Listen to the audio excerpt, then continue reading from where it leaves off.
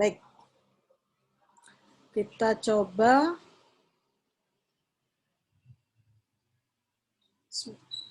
Ya, materi yang kedua ini kita mendiskusikan tentang esensi dan signifikansi dari paradigma, gitu ya, dari sebuah paradigma atas metodologi penelitian komunikasi kuantitatif, ya. Nah, itu yang pertama, paradigma. Lalu ada dua pembeda yang dibutuhkan, yang harus dipahami oleh teman-teman mahasiswa dan saya, gitu ya, tentang paradigma ilmu dan paradigma penelitian. Tentu setelah memahami paradigma itu seperti apa secara normatif, filosofis, dan praksis, lalu paradigma ilmu, paradigma penelitian, resultnya adalah bagaimana teman-teman mahasiswa mudah menemukan apa itu masalah komunikasi, konteksnya pada kuantitatif, gitu ya. Baik. Ya. Awal misalnya kita bicara pada mapping secara sederhana, kawan-kawan, ya, ilmu pengetahuan, ya, yang bicara pada hasil pemikiran yang dibuat oleh seorang saintis, oleh seorang ilmuwan, yang hasil pemikiran temuannya tersebut disusun secara sistematis, dapat dipertanggungjawabkan, gitu ya, objektif. Itulah yang disebut dengan ilmu pengetahuan, ya, kawan-kawan. Lalu setelah ilmu pengetahuan, kita punya rencana dari masalah penelitian. Kawan-kawan harus bisa mengklirkan apa itu masalah sosial, apa itu masalah penelitian, apa itu masalah komunikasi. Dan ini problem yang sering dihadapi oleh mahasiswa di berbagai level tingkat pendidikan, gitu ya, tidak bisa membedakan apa itu masalah penelitian dan masalah penelitian komunikasi. Positioning kita sebagai ilmuwan komunikasi adalah masalah penelitian komunikasi. Nah, contoh, kalau pada level masalah saja, gitu ya, sama halnya konteksnya pada civic communication pada pertemuan yang lalu, ya, civic communication. Civic communication, gitu ya, itu hanya masalah bagaimana misalnya kita berbicara, mau makan, minta makan. Nah, itu civic communication, kegiatan sehari-hari, komunikasi sehari-hari. Itu masih pada masalah. Artinya, belum ada penunjukan teori yang tepat, baru menyampaikan masalahnya, itu masalah komunikasi misalnya. Tapi yang menjadi pertanyaan, bagaimana masalah komunikasi ini, gitu ya, tuntutan kita dirubah menjadi masalah penelitian komunikasi.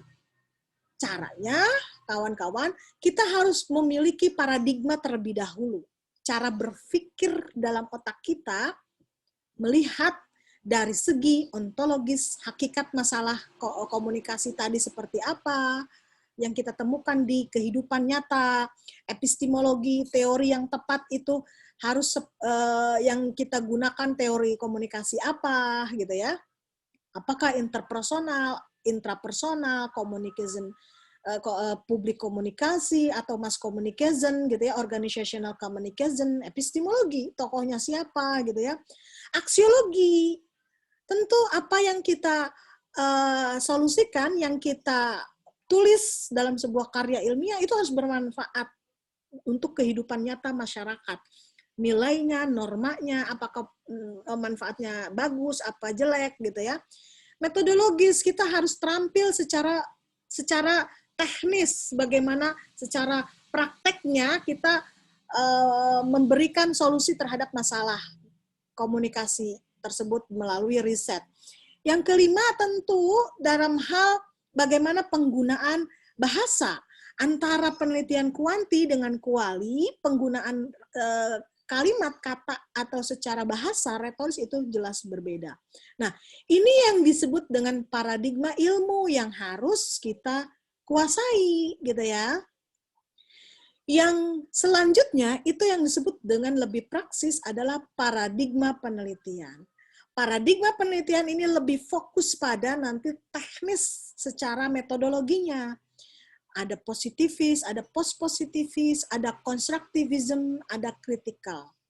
Tadi di awal sudah saya sampaikan, menurut sejarah misalnya, perkembangan penelitian di dunia, di Eropa, di Yunani, Thomas Kuhn tahun 1962 membuat statement bahwa ilmu-ilmu itu harus didorong menggunakan berbagai paradigma. Berbagai paradigma itu sendiri berfungsi agar berbagai banyak masalah komunikasi di masyarakat itu bisa dicarikan solusinya dengan memilih paradigma mana yang tepat. Gitu ya. Oke. Positivism, post-positivism, konstruktivism, dan kritikal itu akan kita kita detilkan pada kawan-kawan ontologisnya, epistemologisnya, aksiologisnya, metodologisnya, retoris. Artinya bahwa masalah komunikasi yang akan kita selesaikan, dialektika atau objektivitas, validitas, dan realitas kebenarannya itu bisa dipertanggungjawabkan atau tidak. Masalah itu bisa disebut sebagai saintifik, ilmu pengetahuan atau tidak. Maka harus dikupas satu-satu dari ontologisnya, epistemologisnya, aksiologisnya, metodologisnya, dan retorisnya. Seperti itu ya. Baik, bisa saya lanjut slide-nya? Bisa saya lanjutkan? Bisa. Oke, lanjut ya. Nanti setelah saya selesai menjelaskan, kawan-kawan catat aja apa yang tidak paham, kita nanti dialogkan ya. Tanyakan, diskusikan, silakan mahasiswa yang mau mengkritisi, menambahkan, silakan. Lanjut ya. Baik. Paradigma ilmu. Ya, tadi yang paradigma pemakalah mahasiswa sudah menyampaikan gitu ya. Dari Thomas Kuhn salah satunya, sebetulnya paradigma itu kan bicara tentang world of view gitu ya. Bagaimana kita memandang dunia, itu yang disebut dengan paradigma sesungguhnya. Cara berpikir kita melihat segala sesuatu gitu ya. Sebelum kita mau melakukan hal praktis, hal teknis, kita harus dibenahi dulu cara berpikir kita, itu paradigma ya.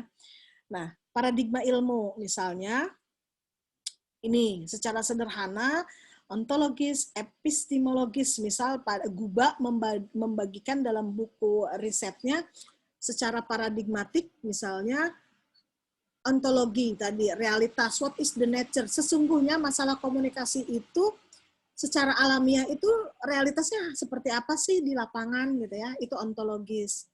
Epistemologis misalnya, contoh misalnya ontologis pada konteks kuantitatif ya kawan-kawan, pada penelitian tradisional atau behavior gitu ya, istilahnya behavioristik.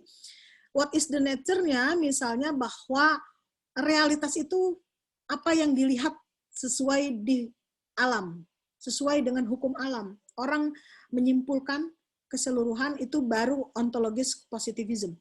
Tapi ketika misalnya ontologis dengan paradigma kritis, kawan-kawan, misalnya paradigma kritis artinya tentu pada kualitatif gitu ya, dengan paradigma kualitatif bahwa komunikasi itu merupakan refleksi diskursif. Kebenaran itu bukan ada pada keseluruhan manusia berpendapat, banyaknya orang berpendapat. Tapi kalau dalam kualitatif yang paradigma kritis, kebenaran itu ada pada bagaimana refleksi diskursif. Semakin banyak orang berbeda pendapat, itu bagus, multidimension. Masalah komunikasinya diteorisasikannya misalnya ideologi, hegemoni, situasi pembicaraan yang terdistorsi, lalu masalah yang dibahas tentang ideologi, tentang dialektika, pemaksaan, tumbuhnya kesadaran, adanya resistensi, dan ada emansipasi. Itu misalnya ontologis daripada paradigma kritis pada penelitian kualitatif. Kuantitatif berbeda. Epistemologis teorinya beda. Kalau dalam kuanti misalnya mass communication teorinya agenda setting. Bagaimana kita melakukan survei terhadap agenda kebijakan, agenda media, agenda audiens. Gitu ya. Lalu misalnya cultivation dengan light viewers and heavy viewers misalnya. Lalu itu epistemologis teori, metodologisnya. Kalau di kuantitatif misalnya, how should the inquirer go about finding out knowledge? Bagaimana kita melakukan dialektika, caranya seperti apa? Kalau dalam kuantitatif misalnya, caranya kita bisa melakukan dengan survei, eksperimen, gitu ya. Survei, eksperimen misalnya, konten analisis, seperti itu ya. Oke, itu dari segi metodologis. Oke, lalu bisa dilanjut ya? Slide-nya, kawan-kawan? Bisa, Ibu. Oke, ya. Semoga sudah dibaca ya slide-nya sebelum saya presentasikan ya. Baik. Contoh misalnya ada kontinum gitu ya. Kontinum itu mapping gitu kawan-kawan, perbedaan secara paradigmatik. Konteks paradigmatik itu artinya dengan multi perspektif, multi pendapat gitu ya, bukan sintagmatik paradigmatik ya. Peneliti positivis, jadi kalau misalnya dalam proposal skripsi, dalam skripsi kalau kuantitatif itu pasti positivis ya, gitu ya, kuantitatif. Kalau kualitatif itu misalnya konstruktivis, ada konstruktivis, ada interpretatif, ada kritis gitu ya, social construction gitu ya. Tapi saya menyederhanakan hanya dengan positivis dengan konstruktivis misalnya. Ini pembeda antara kuanti dengan kualitatif gitu ya. Jadi kalau positivis realitasnya disebut dengan realis. Gitu ya, realis. Artinya realis di sini artinya realitas masalah komunikasi yang kita teliti, teman-teman, itu nggak ada kaitan dengan kehidupan komunikasi kita. Nggak ada kaitan. Tapi kita meneliti orang lain. Ada hukum-hukum dan mekanisme alamiah. Kita nggak bisa dialog dalam diri kita sendiri. Gitu ya.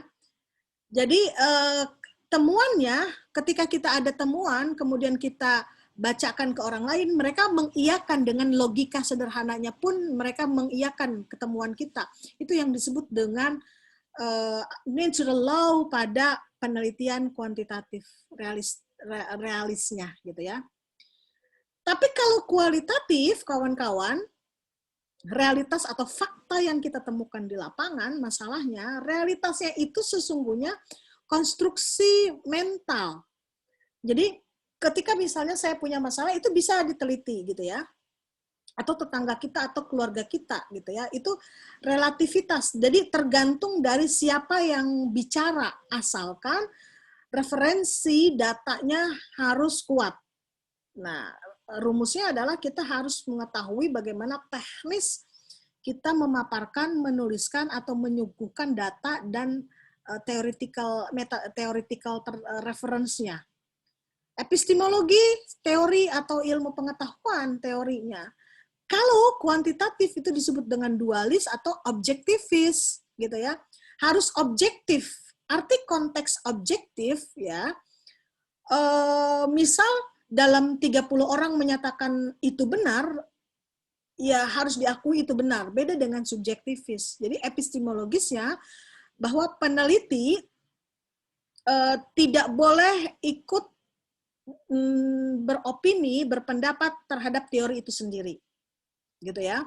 Jadi dualis itu peneliti bisa harus menjaga jarak, out there, gitu ya, out there harus di luar dengan teori tersebut, dipisahkan dari temuan penelitian. Kalau misalnya contoh lagi magang di Metro TV, mau meneliti Metro TV tidak boleh kalau konteksnya pada epistemologi dualis objektivis positivis, karena tidak bisa objektivis karena ada subjektivitas gitu ya. Kalau kualitatif, subjektivis gitu, boleh subjektif kita ya. Kita boleh berpendapat di dalamnya. Seperti itu. Nah, teori menurut Catherine Miller dan Littlejohn, kawan-kawan, gitu ya, ada yang disebut dengan meta-theoretical. Meta-theoretical, jadi E.M. Griffin, Catherine Miller, gitu ya, dalam sejarahnya, sekitar ada ditemukan 279 teori human communication, interpersonal communication, dalam buku E.M. Griffin dan Catherine Miller misalnya. Lalu mereka bingung untuk membagi-bagikan teori ini wilayah mana. Maka mereka menspesifikasikan metateori dengan 7 yang disebut dengan the domain of conceptual of communication. Yang artinya bahwa metateori itu sebagai landasan filosofi seorang saintis komunikasi itu ya, memilih teori yang tepat atas masalah komunikasi. Mungkin teman-teman sudah pelajari di pengantar ilmu komunikasi, ada tradisi, metateori itu ada tradisi seperti semiotika, retoris, ya, kemudian sosiopsikologi, sosiokultural, ada critical, ada phenomenological, satu lagi apa, lupa saya. Apa satu lagi ya, ada 7 ya, retoris, semiotika, sosiokultural, sosiopsikologi, fenomenologi, kritis, konstruk satu lagi ya, 7. Nah, lalu yang ketiga itu metodologis, antara positivis kuanti, konstruktivis kualitatif. Eksperimental, metodologinya contoh yang saya bilang tadi, bisa survei, eksperimen, konten analisis ya, untuk kuantitatif dengan paradigma positivis, paradigma penelitian. Kalau kualitatif, banyak, ada 2 dulu dibaginya, kontinumnya. Yaitu pertama field research. Field research misalnya ada etnometodologi, etnografi, biografi, kawan-kawan, studi kasus gitu ya. Historical clinical, kemudian kontinum yang kedua di kualitatif yaitu dengan discourse analysis. Objek penelitiannya itu di teks adanya, ada analisis naratif, ada analisis wacana kritis, critical discourse analysis, ada semiotika, ada psychological gitu ya, ada semiotika sosial, banyak ya, discourse analysis itu di kualitatif. Dan pertanyaan penelitian konteks pada kuantitatif, tentu kita harus menjawab hipotesis apakah temuan positif atau negatif, terbukti atau tidak.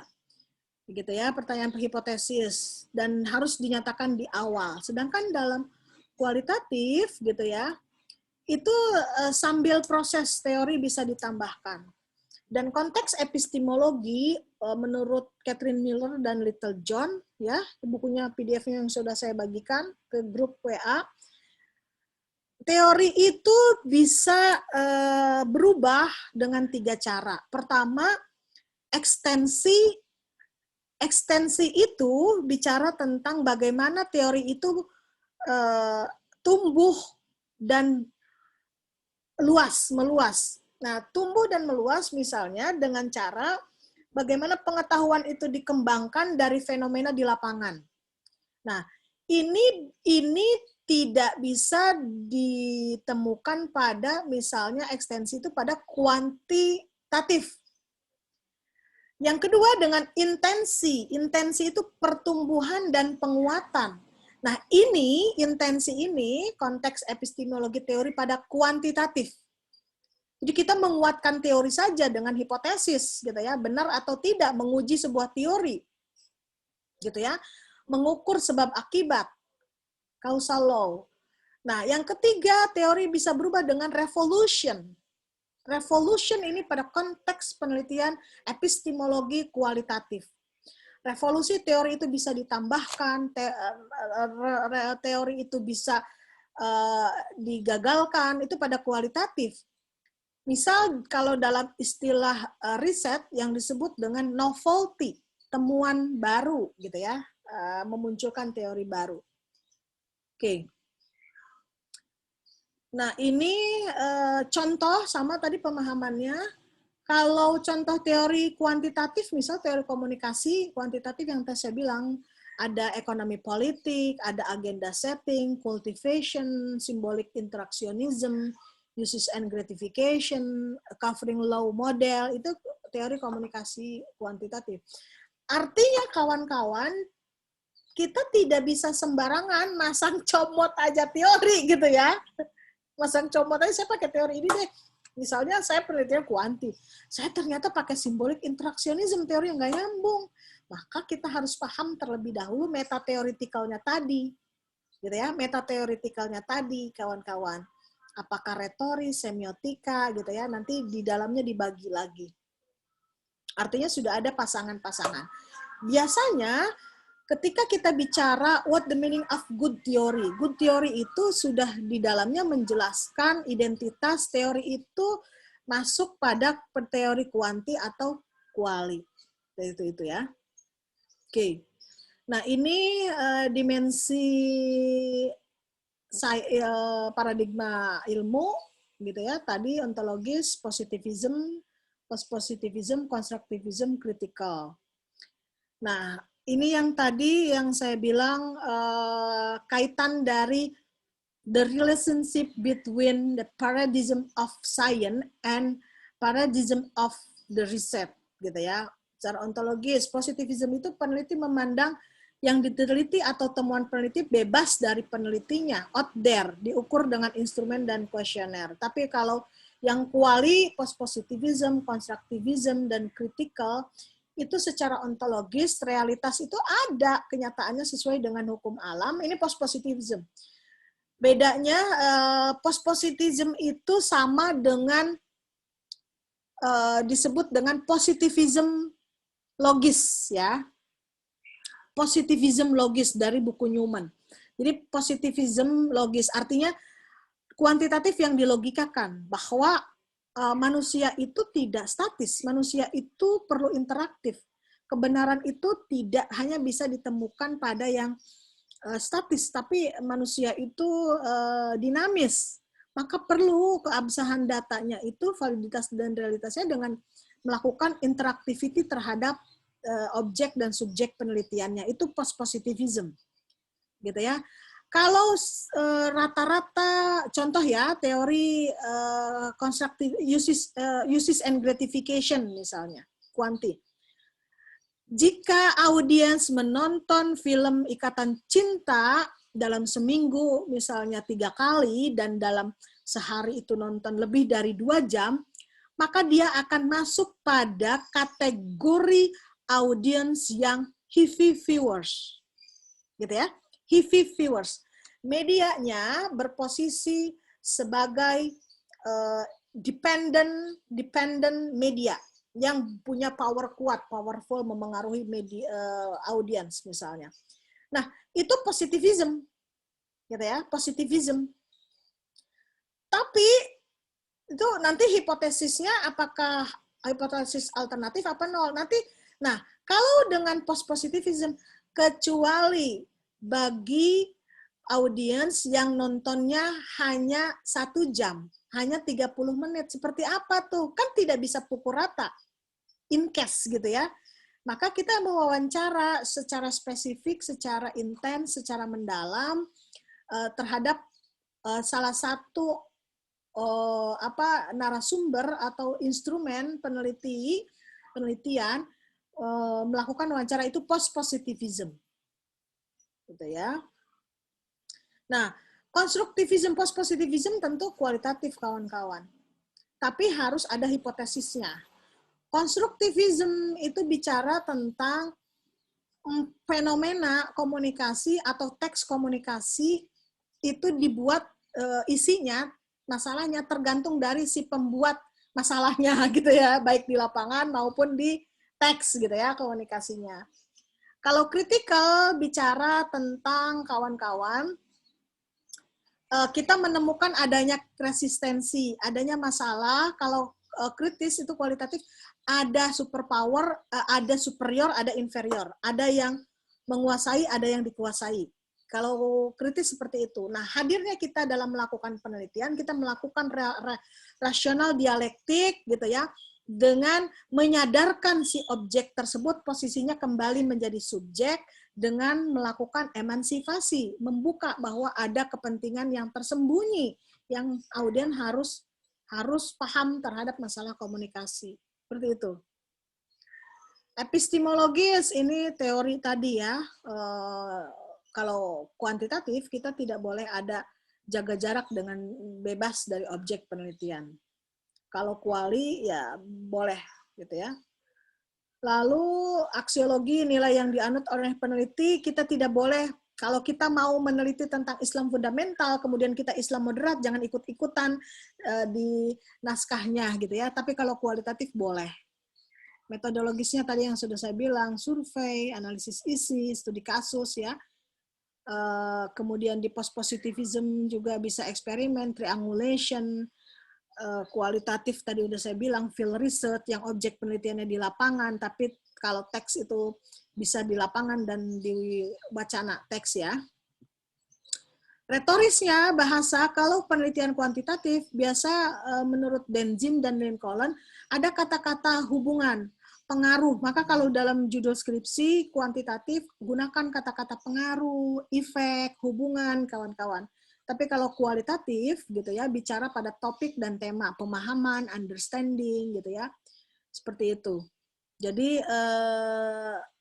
kalau dalam kuantitatif kita menguji teori, mencari hukum sebab akibat seperti itu. Oke. Nah, ini yang sudah saya jelaskan, masalah sosial hanya gejala fenomena kasus yang terjadi pada kehidupan sosial. Belum ada tawaran teori komunikasi yang kita tawarkan, ya itu masalah sosial. Semua orang punya masalah gitu ya. Tapi apakah masalah sosial ini bisa diteliti? Ya, bisa diteliti ketika kita ada tawaran konseptual, konseptualisasi terhadap masalah. Ada peranan teori dalam masalah penelitian. Jadi maksud saya, kuasai teori-teori yang mau digunakan untuk mencari masalah penelitian. Banyak cara lah ya. Oke, salah satunya awalnya menguasai teori terlebih dahulu, nanti cari fenomenanya, atau fenomenanya dulu.